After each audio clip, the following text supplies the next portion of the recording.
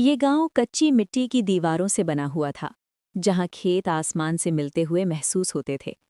यहाँ की हवा में मिट्टी की खुशबू बसी हुई थी और चारों ओर हरियाली फैली हुई थी। इस गांव का नाम सरसब्ज था, जहां लोग सुबह की पहली किरण निकलने से पहले जाग जाते और सूरज डूबने तक मेहनत करते रहते थे। यहाँ के घर सादे थे, मिट्टी से बने हुए। छतों पर घास बिछी होती और आंगन में एक दो खजूर के पेड़ जरूर होते थे। लेकिन एक घर बाकी सबसे अलग था। उस घर में न शोर था न हंगामा। वो घर सुकून की पहचान था। उस घर में 3 रूहें बसती थीं। अहमद, जो खेतों का मालिक और घर का मुखिया था, उसकी पत्नी फातिमा, जो घर की रोशनी थी, और अहमद की माँ आमिना, जिन्हें सब अम्मा जी कहते थे। अहमद की शादी को 1 साल हो चुका था। फातिमा शहर से आई थी, लेकिन गांव की मिट्टी उसमें ऐसे बस गई थी जैसे वो यहीं पैदा हुई हो। अम्मा जी ने पहले ही दिन फातिमा को बेटी मान लिया और फातिमा ने अम्मा जी को माँ का दर्जा दे दिया। ये रिश्ता शब्दों से नहीं बल्कि कर्मों से बना था। जब सुबह की पहली किरण निकलती, फातिमा उठकर चूल्हे की ओर जाती। थोड़ी देर बाद अम्मा जी आ जाती और दोनों मिलकर दिन की तैयारी करती। अहमद दिल में सुकून की दुआ लेकर खेतों की ओर निकल जाता। यही इस घर की नींव थी, खामोश मोहब्बत की नींव। गांव में मोहब्बत का रंग अलग था। यहाँ लोग बिना कहे एक दूसरे का साथ देते थे। फसल के दिनों में पड़ोसी एक दूसरे के खेतों में हाथ बटाते थे। अहमद का घर भी इसी प्यार का हिस्सा था। एक दिन जब अहमद खेतों में था, गांव के बुजुर्ग चाचा रहीम आए। उनकी बकरी खो गई थी। फातिमा और अम्मा जी ने मिलकर तलाश शुरू की। फातिमा गलियों में निकल गई और अम्मा जी ने दुआ की। जब बकरी मिल गई तो चाचा रहीम ने कहा, बेटियों, तुम्हारा प्यार इस गांव का गर्व है। गांव का प्यार छोटी छोटी बातों में झलकता था। औरतें कुएं पर पानी भरते हुए एक दूसरे की बातें सुनती थीं। फातिमा जब जाती, अम्मा जी की तारीफ करती। गांव की औरतें मुस्कुरा देती, क्योंकि वहां जलन नहीं, खुशी थी। एक बार गांव में मेला लगा, गीत गाए गए, नाच हुआ।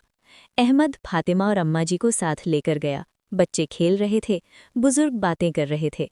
अम्मा जी ने फातिमा के लिए चूड़ियां ली और फातिमा ने अम्मा जी के लिए दुपट्टा। अहमद ये दृश्य देखकर दिल ही दिल में शुक्र अदा कर रहा था। अम्मा जी और फातिमा का प्यार शब्दों में नहीं, आंखों में था। सुबह जब फातिमा चाय बनाती, अम्मा जी आकर बैठ जाती। फातिमा कब आगे बढ़ाती, अम्मा जी मुस्कुरा देती। एक दिन अम्मा जी बीमार हो गईं। फातिमा खुद खेतों से जड़ी बूटियां लाकर दवा बनाती रहीं। अम्मा जी ने कहा, बेटी, तुम मेरी जिंदगी हो। फातिमा ने सिर झुका लिया, आंखों में आंसू थे। एक शाम अम्मा जी ने फातिमा से कहा, बेटी, आज मैं तुम्हारे हाथ की रोटी खाऊंगी। फातिमा खुशी खुशी खाना बनाने लगी। अम्मा जी देख रही थी कि वो कितने प्यार से आटा गूंथ रही है। यही मोहब्बत थी, खामोश लेकिन गहरी। एक दिन दोनों ने मिलकर खास खाना बनाने का फैसला किया, चिकन कोरमा, जो गांव में खास मौक़ों पर बनता था। मिट्टी के चूल्हे में लकड़ियां जलीं, धुआं आसमान की ओर उठा। अम्मा जी ने कहा, आज मेरी बेटी वही कोरमा बनाएगी जो अहमद को बहुत पसंद है।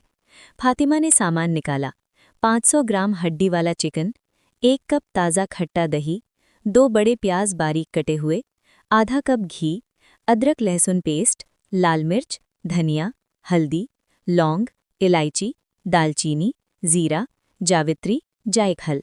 अम्मा जी बोली, कोरमे की जान प्याज की खुशबू में होती है। प्याज सुनहरे होने तक तले गए, मसाले भुने गए, दही धीरे धीरे डाला गया और कोरमा दम पर पकने लगा। आखिर में केवड़ा पानी और बादाम से सजाया गया। खाना तैयार था, कोरमा, रोटी और अचार। दोनों अहमद का इंतजार करने लगीं। गांव की जिंदगी आसान नहीं थी, लेकिन अहमद का घर सुकून का ठिकाना था। वक्त गुजरता गया, अम्मा जी बूढ़ी हो गईं। फातिमा ने माँ की तरह उनकी सेवा की। अहमद समझ गया कि ये रिश्ता अटल है। वो घर जहाँ सास माँ बन जाए, बहू बेटी बन जाए और बेटा जन्नत पाले, वही असली घर होता है। मोहब्बत शोर नहीं होती, सुकून होती है। गांव की मिट्टी सिखाती है कि खामोशी ताकत है और सब्र रिश्तों की जान। ये प्यार हमेशा जिंदा रहेगा।